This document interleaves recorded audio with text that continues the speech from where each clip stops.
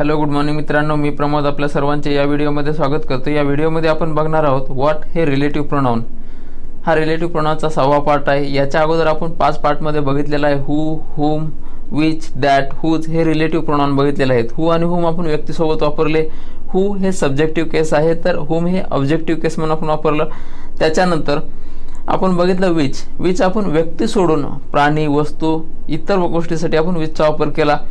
त्याच्यानंतर आपण दॅट बघितलं। दॅट आपण व्यक्ती आणि वस्तू किंवा व्यक्ती आणि प्राणी याच्यासोबत आपण दॅटचा वापर केला। त्याच्या व्यतिरिक्त दॅटचा वापर स्पेसिफिक कोणत्या शब्दासोबत केला जातो हे पण सांगितलं। त्याच्यानंतर दुसऱ्या कोणत्या वाक्यामध्ये दॅटचा वापर केला जाऊ शकतो हे पण तुम्हाला सांगितलेलं आहे।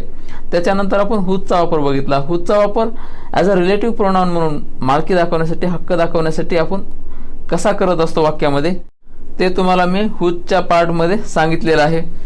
मग आता याच्यामध्ये आपण बघणार आहोत व्हॉट याचा वापर आपण रिलेटिव्ह प्रोनाउन म्हणून कसा करणार आहोत।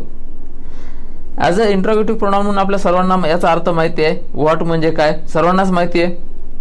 मग जर आपल्याला क्वेश्चन करायचं झालं तर आपण ॲज अ इंट्रोगेटिव्ह प्रोनाउन म्हणून कसा करू शकतो। What is your name, what do you want, तुमचं नाव काय आहे, तुम्हाला काय पाहिजे, तुम्हाला काय हवं आहे, अशा पद्धतीने आपण क्वेश्चन करत असतो। आपल्या सर्वांना व्हॉटचा वापर माहिती आहे ॲज अ इंट्रोगेटिव्ह प्रोनाउन। मग ॲज अ रिलेटिव्ह प्रोनाउन म्हणून याचा अर्थ काय होतो तर त्याचा अर्थ होतो ते, जे, तो, जो, जी, ती हे त्याचे ॲज अ रिलेटिव्ह प्रोनाउन म्हणून अर्थ होतात। मग याचा रिलेटिव्ह प्रोनाउन म्हणून वाक्यामध्ये वापर कसा केला जातो हे आपण बघणार आहोत। त्याच्याही अगोदर मला तुम्हाला एक गोष्ट सांगायची आहे, ती म्हणजे अशी आहे की व्हॉट एक असा रिलेटिव्ह प्रोनाउन आहे ज्याच्याजवळ स्वतःचा अँटीसिडेंट नसतो। अँटीसिडेंट म्हणजे काय, जो रिलेटिव्ह प्रोनाउनच्या अगोदर येणारा नाउन किंवा प्रोनाउन असतो त्यालाच आपण अँटीसिडेंट असं म्हणतो। हे आपण वाक्य जर व्यवस्थित समजून घेऊया की नेमकं अँटीसिडेंट म्हणजे काय आणि काय मिसिंग असणार आहे ते। माझ्याकडे पहिलं वाक्य असं आहे, त्याला सापडलं जे त्यानं हरवलं होतं। तर वाक्य कशापर्यंत तयार होईल, he found what he had lost, अशा पद्धतीने आपलं वाक्य तयार होईल। याच्यामध्ये तुम्हाला एक गोष्ट समजत असेल, मी काय म्हणलं, त्याला सापडलं जे त्यानं हरवलं होतं। तर याच्यामध्ये नेमकं मी सांगतो का काय हरवलं होतं किंवा काय सापडलं नाहीये, तेच आपला व्हॉटचा अँटीसिडेंट असणार आहे। नेमकं काय हरवलं होतं किंवा नेमकं काय सापडलं याचा आपण वाक्यामध्ये उल्लेख करणार नाही, तेच व्हॉटचं काय अँटीसिडेंट असणार आहे। अजून एक वाक्य घेऊन तुम्हाला सांगतो की अँटीसिडेंट म्हणजे नेमकं काय असणार आहे ते। आपण एक हू या रिलेटिव्ह प्रोनाउनचं वाक्य घेऊया। आता मला असं म्हणायचंय, हा तो मुलगा आहे जो सर्वांना मदत करतो। तर वाक्य कशामध्ये तयार होईल, this is the boy who helps all. समजलं। आता याच्यामध्ये रिलेटिव्ह प्रोनाउन कोणता आहे, हू। मग हू या रिलेटिव्ह प्रोनाउनचा अँटीसिडेंट कोणता आहे, द बॉय। द बॉय हा हू रिलेटिव्ह प्रोनाउनचा अँटीसिडेंट आहे। मग अशा पद्धतीचा अँटीसिडेंट व्हॉटच्या वाक्यामध्ये नसणार आहे। नेमकं काय हरवलं किंवा नेमकं काय सापडलं, नेमक्या त्या वस्तूचं त्या गोष्टीचं नाव किंवा त्याचा उल्लेख त्या वाक्यामध्ये केला जाणार नाही। समजलं। हे झालं आपलं वाक्य कशा पद्धतीने तयार करतात। दुसरी गोष्ट महत्त्वाची म्हणजे आता याच्यामध्ये ज्याही वेळेस आपण व्हॉट ह्या रिलेटिव्ह प्रोनाउननं वाक्याची सुरुवात करतो त्यालाच आपण रिलेटिव्ह क्लॉज सुद्धा म्हणतो। मग याच्यामध्ये रिलेटिव्ह क्लॉज कोणता आहे, व्हॉट ही हॅड लॉस्ट हा रिलेटिव्ह क्लॉज आहे। आणि रिलेटिव्ह क्लॉज हा डिपेंडंट क्लॉज असतो। डिपेंडंट क्लॉज म्हणजे नेमकं काय, असा क्लॉज ज्या वाक्याचा अर्थ पूर्ण झालेला नसतो त्याला आपण डिपेंडंट क्लॉज असं म्हणत असतो। समजलं हे। मग याच्यामध्ये व्हॉट ही हॅड लॉस्ट हा जो रिलेटिव्ह क्लॉज आहे, हा रिलेटिव्ह क्लॉज याच्यामध्ये फाउंड या वर्बचं ऑब्जेक्टिव्ह क्लॉज म्हणून काम करत आहे। काय ऑब्जेक्टिव्ह क्लॉज म्हणून याच्यामध्ये काम करत आहे, कशाचा, व्हॉट ह्या वर्बचं। समजलं। आता ज्या पद्धतीनं आपले रिलेटिव्ह क्लॉज व्हॉटचे जे रिलेटिव्ह क्लॉज असणार आहेत, कधी ऑब्जेक्टिव्ह क्लॉज म्हणून काम करणार आहेत तर कधी सब्जेक्टिव्ह क्लॉज म्हणून सुद्धा काम करत असतात। समजलं ह्या दोन गोष्टी। नेमका व्हॉटच्या वाक्यामध्ये काय नसणार आहे, ज्याच्या विषयी आपण बोलणार आहेत किंवा ज्या विषयाबद्दल किंवा ज्या वस्तूबद्दल बोलणार आहेत त्या विषयाचा वाक्यामध्ये उल्लेख केला जाणार नाही। आता आपण बघूया, जर आपल्याला क्वेश्चन तयार करायचा झाला तर आपण याचा क्वेश्चन तयार करू शकतो का, तर हा करू शकतो। मग कसा आपला क्वेश्चन तयार होईल हे आपण बघूया। ह्याच वाक्यावरून बघूया। आपलं वाक्य काय होतं, he found what he had lost, म्हणजे त्याला सापडलं जे त्यानं हरवलं होतं।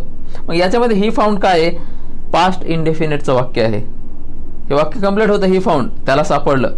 मग त्यालाच आपण सिंपल पास्ट टेन्स पण म्हणतो। मग तुम्हाला एक मी सांगितलं होतं की ज्यावेळेस आपल्याला क्वेश्चन तयार करायचा झाला किंवा क्वेश्चन करायचं असेल त्यावेळेस जर वाक्यामध्ये हेल्पिंग वर्ब नसेल तर त्यावेळेस आपण डू, डज आणि डीड याच्यापैकी कोणताही एक शब्द घेऊन आपण क्वेश्चन तयार करत असतो. मग पास्टसाठी आपण कोणता शब्द वापरणार आहे? डीड हा शब्द वापरणार आहे. मग आपलं याच्यामध्ये क्वेश्चन कसा तयार होईल?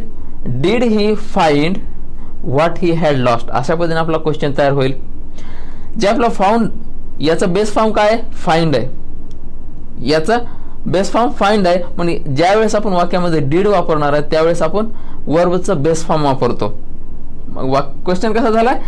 Did he find what he had lost, अशा पद्धतीने आपला क्वेश्चन तयार झाला. याचा अर्थ काय होतं? डीड ही फाइंड, त्याला सापडलं का जे त्यानं हरवलं होतं. अशा पद्धतीने आपलं क्वेश्चन तयार होतो. समजलं की नेमक्या कशा पद्धतीने आपण क्वेश्चन तयार करत असतो ते. आता दुसरे वाक्य बघूया. आता दुसरं वाक्य मला असं म्हणायचं आहे, मला आवडतं जे मी करतो. तर वाक्य कशामध्ये तयार होईल? I like what I do, अशा पद्धतीने आपलं वाक्य तयार होईल. याच्यामध्ये पण दाखवतो का मी किंवा नेमकं मला काय आवडतं, नेमकं मी काय करतो ते नाही. याच्यामध्येही जे नेमकं मला आवडतं किंवा जे मी नेमकं करतो याचा उल्लेख वाक्यामध्ये नाही आहे. समजलं? त्याच्यानंतर पुढचं एक वाक्य बघूया. आता मला जर असं म्हणायचं असेल की मी तिला समजावू शकलो नाही जे मला पाहिजे होतं, तर वाक्य कशामध्ये तयार करता येईल? I could not make her understand what I wanted, अशा पद्धतीने आपण वाक्य तयार करणार. जर समजा आपल्याला स्ट्रक्चर करायचं झालं तर आपण स्ट्रक्चर याचं कसं करता येईल? मोठं स्ट्रक्चर. तर पहिल्यांदा एक आपलं वाक्य असणार आहे, त्याच्यानंतर आपण व्हॉट वापरणार आहे. व्हॉट नंतर आपण इथं हेल्पिंग वर्ब वापरणार नाही. व्हॉट नंतर आपण दुसरं सब्जेक्ट वापरणार आहेत. आता याच वाक्यामध्ये बघा, I could not make her understand म्हणलं, मी तिला समजवू शकलो नाही. कुड आपण पास्टसाठी वापरतो. I could not make her understand, मी तिला समजवू शकलो नाही. याच्यानंतर मी तो व्हॉटचा वापर केलाय. जे आय वॉन्टेड म्हणजे मला पाहिजे होतं. अशा पद्धतीने आपलं वाक्य तयार झालं. आपण व्हॉटच्या नंतर काय दुसरं सब्जेक्ट वापरलं. आय हे काय सब्जेक्ट आहे. समजलं हे वाक्य कशा पद्धतीने तयार होतं ते. आपण अजून एक वाक्य बघूया. आता जर समजा मी असं विचारलं की तुम्हाला काय हवंय, तर वाक्य कसं होईल? आपला क्वेश्चन कसा होईल? What do you want. याच्यामध्ये आपलं इंट्रोगेटिव्ह प्रोनाउन म्हणून व्हॉटचा वापर झालाय. व्हॉट डू यू वॉन्ट, तुम्हाला काय हवंय किंवा तुम्हाला काय पाहिजे. जर तुम्हाला असं म्हणायचं असेल की हे आहे जे मला पाहिजे किंवा हेच ते आहे जे मला पाहिजे, अशा पद्धतीने आपण वाक्य बनवायचे. तर वाक्य कसं होईल? This is what I want, हे आहे जे मला पाहिजे किंवा हेच ते आहे जे मला पाहिजे, असा त्याचा अर्थ असणार आहे. आता याच्यानंतर तुम्ही अजून एक वाक्य ऐकलं असेल बघा, नेहमी बऱ्यापैकी ऐकलं असेल, मला तुमच्याकडून अशीच अपेक्षा होती किंवा मला तुमच्याकडनं हीच अपेक्षा होती. मग याचं वाक्य कसं होईल इंग्लिशमध्ये? याचं वाक्य होईल this is what I was expecting from you, अशा पद्धतीने आपलं वाक्य होईल.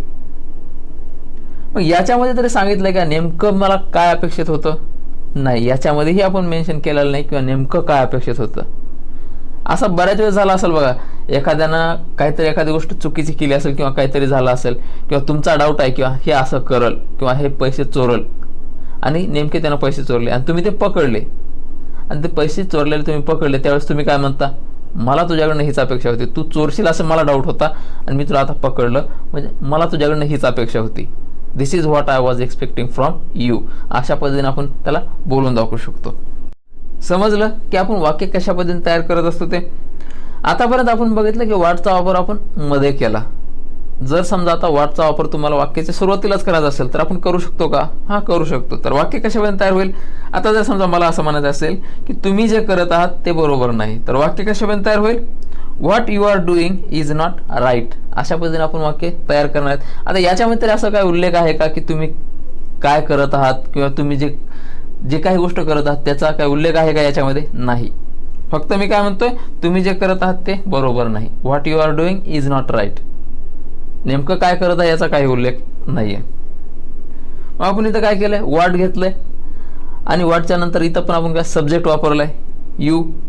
मग याच्यामध्ये मी काय केलंय? व्हॉट नंतर प्रेझेंट कंटिन्युअस टेन्सचं वाक्य वापरलंय, व्हॉट यू आर डुईंग, आणि त्याच्यानंतर हेल्पिंग वर्ब वापरून पुढे कंटिन्यू केलंय. Is not right, is wrong, जे काय तुम्हाला सांगायचे ते पुढं सांगू शकता. दुसरं एक वाक्य बघूया.